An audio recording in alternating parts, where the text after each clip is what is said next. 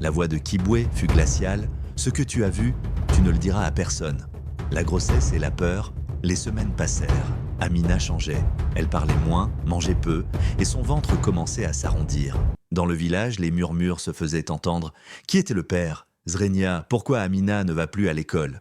Un soir, Amina décida de tout dire à sa tante, la seule en qui elle avait confiance. Elle lui écrivit une lettre, mais Kibwe la trouva avant qu'elle ne parte. Cette nuit-là, la pluie tombait à torrents. Kibwe entra dans la chambre, un couteau à la main. Amina, assise sur son lit, recula jusqu'au mur. Ses yeux pleurèrent déjà. « Papa, je voulais juste dire la vérité. Tu m'as brisé », sanglota-t-elle. Mais Kibwe, aveuglé par la peur d'être découvert, planta la lame en plein cœur. Le sang chaud éclaboussa ses mains. Sans un mot, il transporta le corps inerte jusqu'au fond du jardin et l'enterra sous le vieux manguier.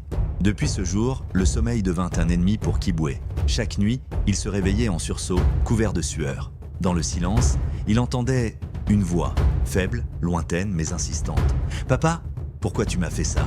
Les jours passèrent, mais la voix revenait, toujours plus proche. Les nuits, il croyait voir des ombres près du manguier.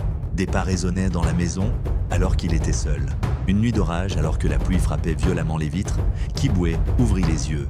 Et la vit, Amina, debout dans l'encadrement de la porte, vêtue d'une robe blanche déchirée, maculée de sang séché. Ses cheveux trempés collaient à son visage blême, ses yeux brillaient comme deux flammes rouges.